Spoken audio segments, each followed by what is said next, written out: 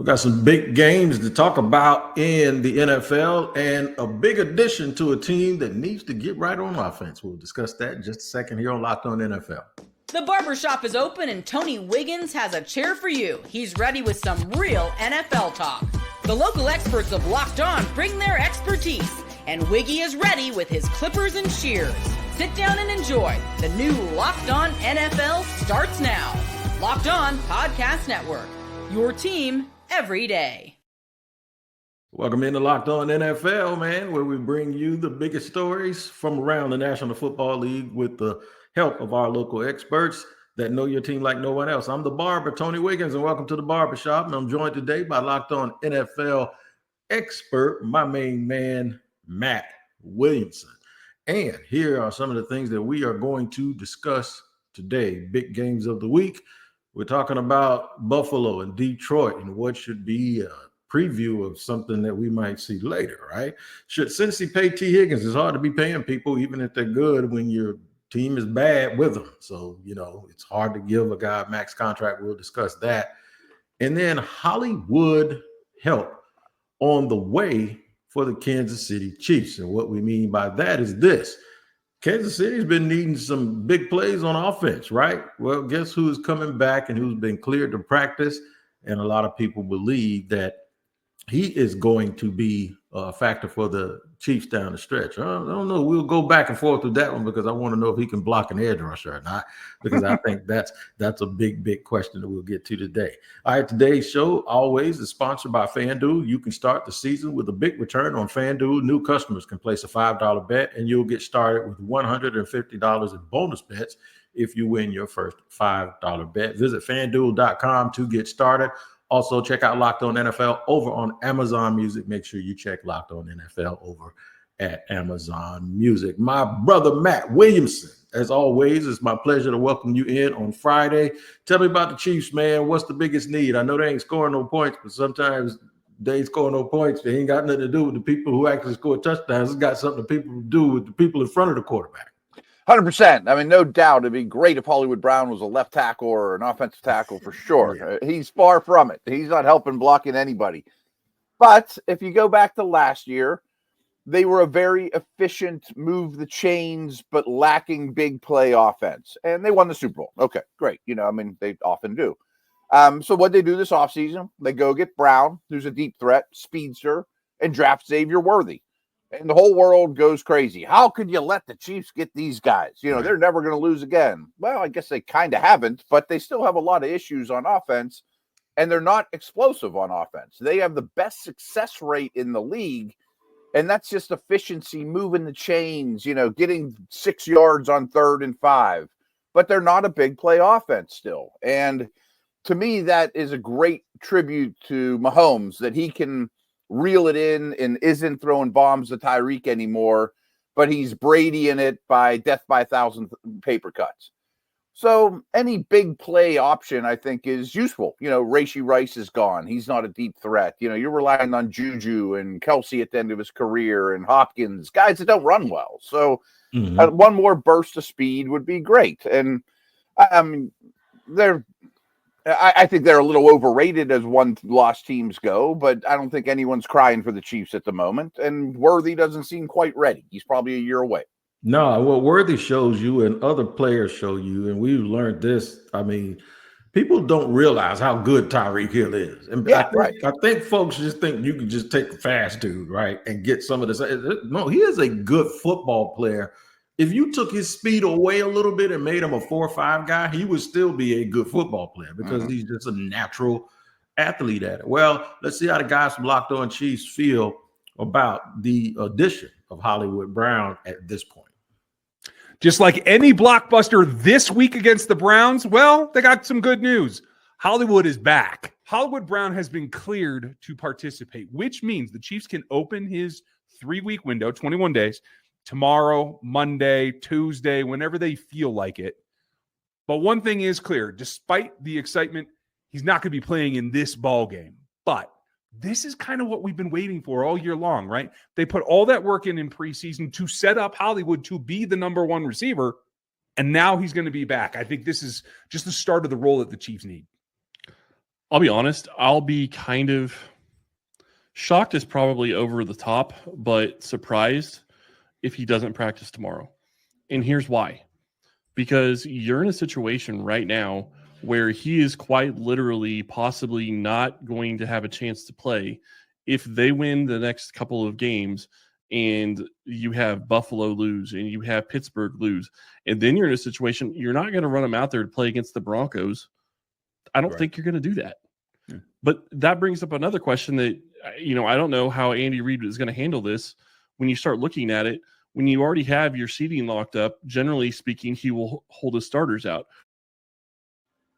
I think those are good problems to have. Problems where you got to figure out how to get a guy some minutes so he gets greased up enough so that when he gets into the playoffs, all of these things aren't super, super fresh. The one thing he has going for him that's in his favor is he's a veteran. He understands what it is. And dudes that's been around this thing for a while, they know exactly what the stakes are. Andy Reid definitely knows whether or not, even if you're resting your starters, if Hollywood needs some reps, I think he sticks Hollywood out there and gives Hollywood some reps and allows him to get game ready and game greased up.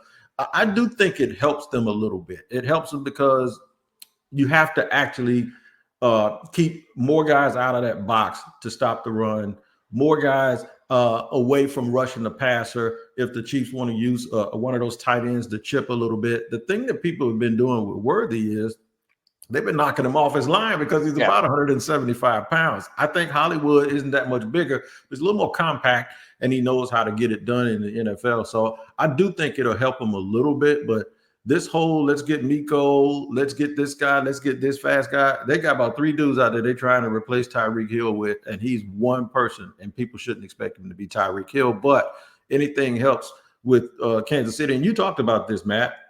They ain't trying to outscore nobody because their defense is playing well. The thing about the Chiefs, they got worse offensively and a little bit better defensively.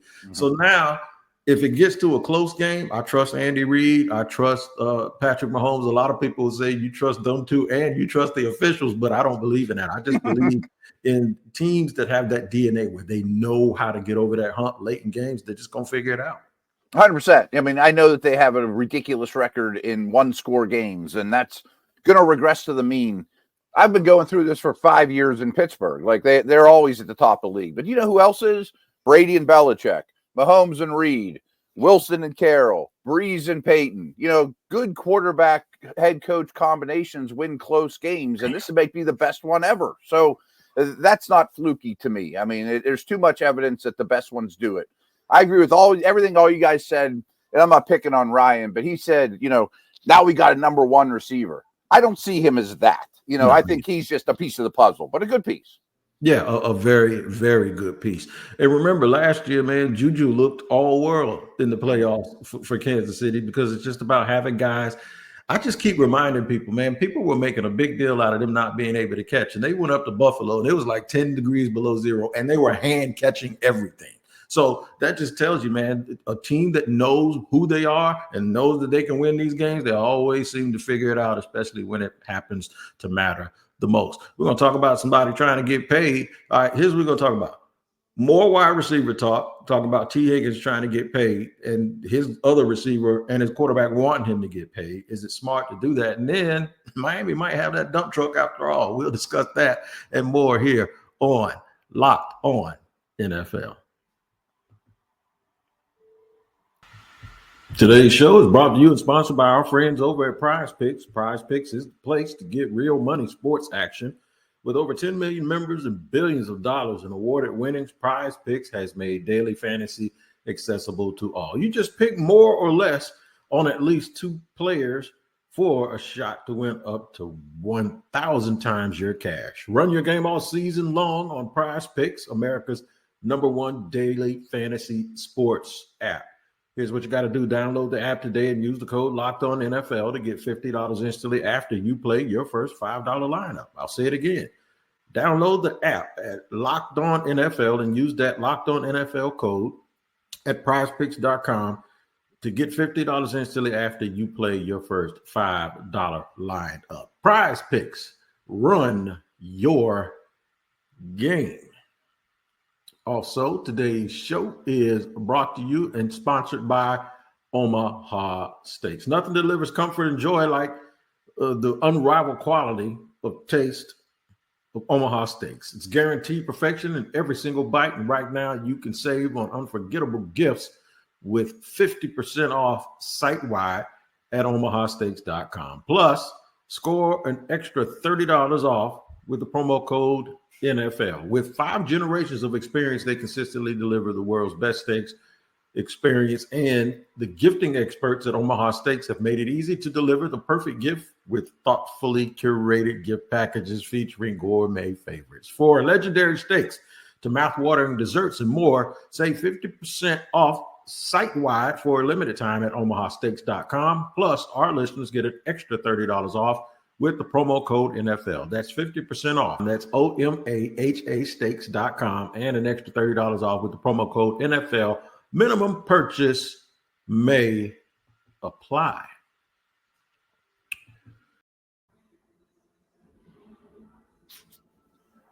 All right, running it down here on Locked On NFL with my man Matt Williamson. Today's special guest from the Peacock and Williamson podcast, the OG I call him because he was one of the founding members of Locked On NFL when it was originally created. Got some big games this weekend. We'll get to those in segment 3 as we do a whip around the league. But right now we got to get to somebody trying to get some money. That is T. Higgins. Good football players are hard to come by. You always want to retain your good football players, but there's this thing called team building. And sometimes having good football players at certain positions where you have to pay them, it doesn't make a whole lot of sense. The Bengals are losing right now, and it would seem that they need defense and people on the line of scrimmage. But the boys over at Locked On Bengals, Jake and James, discussed T. Higgins and how his teammates even want him to get paid. T. Higgins is either seeking new representation or has new representation, is regardless not working with David Mulligetta any longer. And the Bengals have a very clear history of not being able to get deals done with premier David Mulligetta clients, in particular, Jesse Bates being the most recent example. Hard to read this in any other way than something may have changed there. It's huge because over the past 5 days, and if you would have asked me Monday morning, I would have said, man, wide receiver is going to be such a huge need. Like maybe they tag and trade him and get an extra pick, but T. Higgins isn't back. And now, as we record this Thursday evening, it's the opposite. It feels like the pressure is on the Bengals to get it done. By the way, the Bengals front office, to be clear, that Joe has made it very, very clear. Jamar Chase today making it very, very clear that they want the Bengals' big 3 to stay together. Matty, we've been around a long time and we've seen this, man. You got to make some hard decisions when it comes to having players that you pay out money to. You got to be real careful. If people want to know exactly where I'm going before I get your opinion on this, you got to be real careful you don't become the Dallas Cowboys. Like you pay everybody that deserves money, right? But you're still not winning any games. Yeah. So you have to team build. What would you do in this case? Do you think T. Higgins deserves his bread? First of all, he left the agent that gets everybody money, Mulligetta, but Mulligetta usually has problems getting the Bengals to pay his players. So T has now, I believe he's gone to Drew Rosenhaus. He's gotten different representation. How do you judge how this is going to turn out?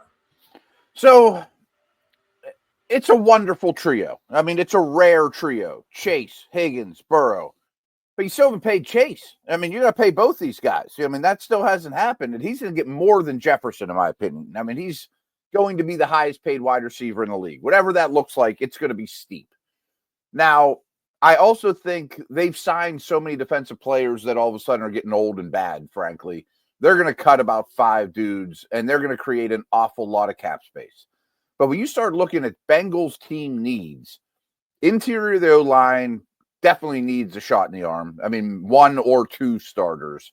And I'm not exaggerating, Wiggs. I mean, 7 minimal defensive starters are needed. I mean, who are the building blocks here? They've drafted so much defense, but they've drafted so poorly on defense.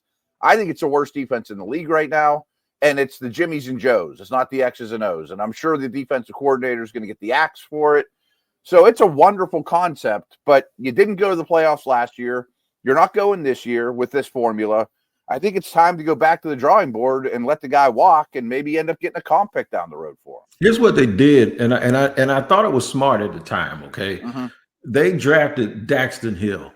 Yeah, who I liked, and I liked him too. But they know they weren't going to extend Jesse Bates. It's like they used the draft to draft his replacement because they knew he was going to be up for some more bread. Sometimes you just got to pay certain people and you got to spread that money around a little bit better than that. They used draft pick who wasn't as good as the guy that they replaced, so that has hurt them on the back end. Their linebackers don't run. I don't understand the way they're constructed. Their linebackers are like 250, 255 pounds. It's like they don't run at linebacker. They got the biggest offensive line. They got Trenton Brown, Baby Zeus, Orlando, and Mims. And Mims is the smallest guy at 6'7", 342. Right. So, you think you're going to move people just because you go get mountains. That does not work, especially when those guys can't get healthy at the same time. So that's a bit of a conundrum that they're in, man. They got to figure out a way. I don't see too many teams giving max contracts to 2 wide receivers and a quarterback and losing, and then have to try to figure out a way to see. It's not like the Rams where they got Puka Nacua making nothing basically. Right, that's the beauty. And they got Cooper Kupp on the other side. These are 2 dudes in their prime, and this is the hard part about drafting guys like this back to back. They both got to get paid, and you got to make a decision. It's clear to me Jamar Chase one of the 3 best wide receivers, and he ain't number 2 or 3 in my opinion in the NFL. You got to figure out a way to do things more fiscally responsible, and that's how they got themselves in this situation. We talked about the Dolphins all year. You got one of the lines of the year here on Locked On NFL, and that is they got too many Ferraris and not enough dump trucks. Well, guess what? I found a clip where they did a crossover with the Houston Texans and the Miami Dolphins because I was looking for something on Odell Beckham who got released. Right. And that's why I found out that Hollywood Brown was coming back, because I thought the first thing I thought Odell was, well, the last thing the Chiefs need is another older wide receiver who can't run anymore. Well, we now see he's been mutually parted the ways with the Dolphins. There's a dump truck, if you will, that might have taken some of his snaps. Listen to Cal Krabs and Sarge on their crossover. Dolphins and Texans, a big AFC conference showdown coming your way this weekend. What do you want to know about these Miami Dolphins? The first thing that I want to know is, most people are looking at, hey, quarterback Tua Tagovailoa, Jalen Waddle, Tyreek Hill, Devon A-Chain. They say, oh, my God, look at all these weapons on the offensive side of the ball. But I feel like Jonnu Smith is the wild card. What is it about the season that he's having that makes him a wild card for that Miami Dolphins offense?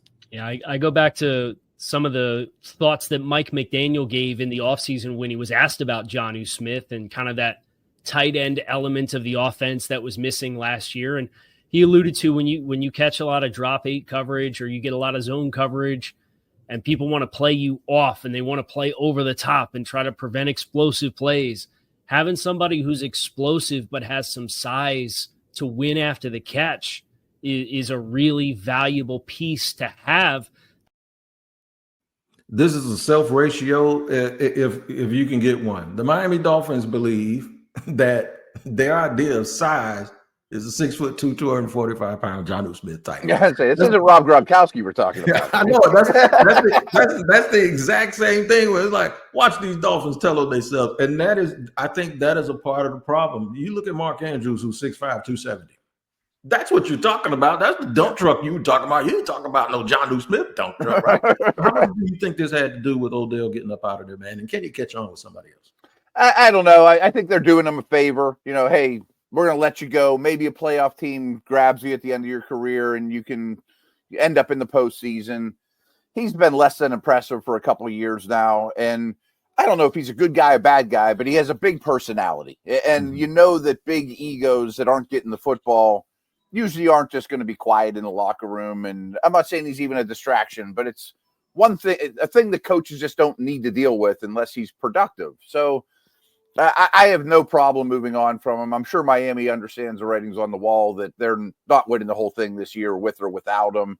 And I know they like guys like Malik Washington that they drafted, some of the younger guys, and as well as Jonnu Smith. So I don't know if he'll cut on anywhere or not. I don't know. Yeah, it amazes me when they did it. I'm like, that ain't what they need. That's like an older version of Jalen Waddle. What do they need that for? They already got that stuff, and he's always hurt much like Jalen Waddle. So Yeah. to me, it's just like they get caught up with, man, they go in the store and they go to the same aisle, pick up the same thing every single time and wonder why they get the same result every single time. We'll discuss. Devon Achan's their goal line back. And I love him as a player. I love him, but he's not a goal line back. Right. Yeah. What are we going to do? Go get Joe Washington or one of these other little small backs and right. goal line back? I'm just thinking you just can't do that, man. So we'll talk about teams in segment 3 to have big games this weekend. Philly, Pittsburgh. Chris Carter told me the Eagles, Pittsburgh haven't won in Philly in like I'm probably a kid. 1965. I wasn't even born the last time they won, Huh? right? So we'll discuss that, and then Buffalo getting it in with Detroit. Those 4 teams I just mentioned, they ain't got no problem getting physical. We're going to run through them and everyone else in the National Football League with our Williamson whip around. We'll do that in just a second here on Locked On NFL. Today's show is sponsored and brought to you by our friends over at FanDuel. Get ready to tackle the rest of the NFL action this season with FanDuel, America's #1 sportsbook. Because right now, new customers can bet $5 and get $150 in bonus bets if you win. The FanDuel Sportsbook app gives you everything you need to place live bets on the NFL all in one place. So when you get a hunch in the middle of the game, you can check out the latest stats, view live play-by-play, and so much more on the same page where you place your bets. Just visit FanDuel.com to join today, and you'll get started with $150 in bonus bets if you win your first $5 bet. That's FanDuel. Never waste a hunch and make every moment more with FanDuel, an official sportsbook partner of the NFL.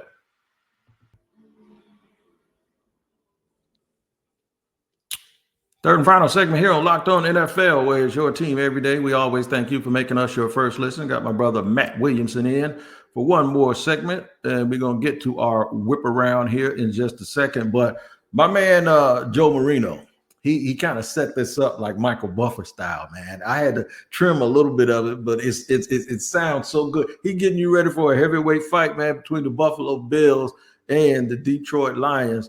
Watch how he sets this up. And then me and Matt will get into some predictions. Bills on the road in Week 15 to face the Detroit Lions. The game will be played on Sunday, December 15th at 4:25 p.m. Eastern Time at Ford Field in Detroit, Michigan.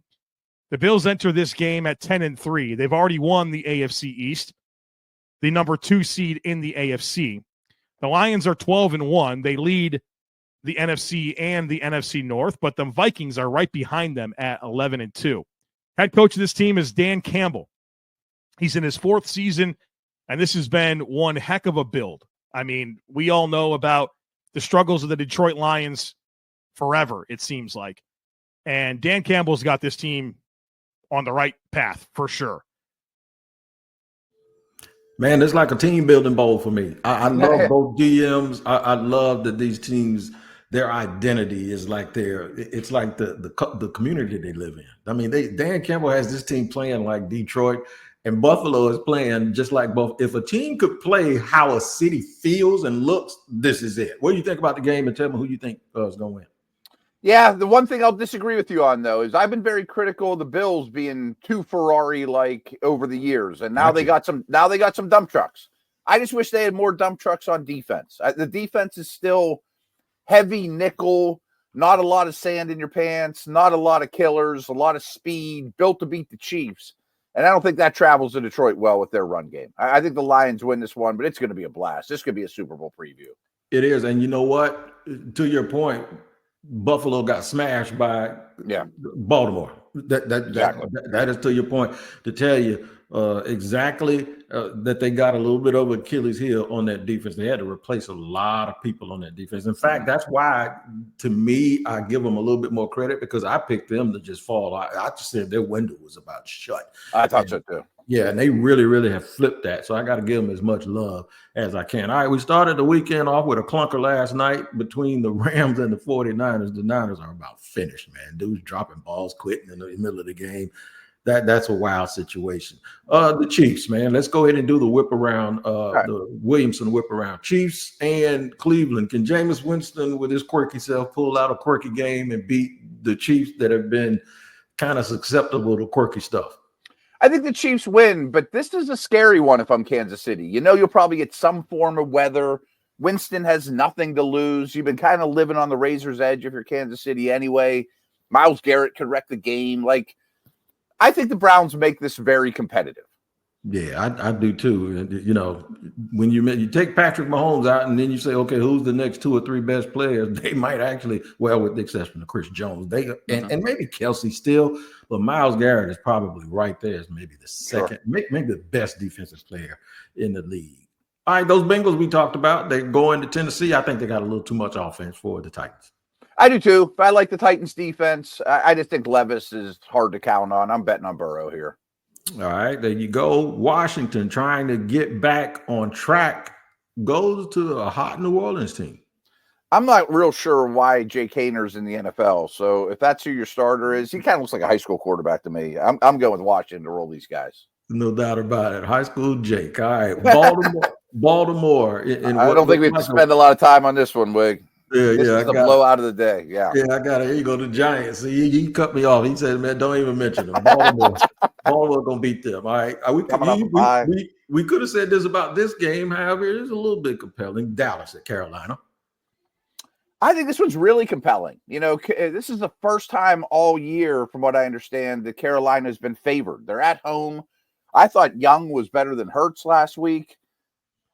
I think they win at home. I mean, I think that there's enough good mojo in Carolina right now that they start turning good performances into wins. And when you start looking at the players that they lost, the fact that Dave Canales was able to get this thing back on track, man, this is a good coaching job. Sometimes you find out about people when everything's is rough. I did a thumbnail on my crossover edition yesterday. I said the circus visiting the circus. The Jets come to Jacksonville to play against the Jaguars.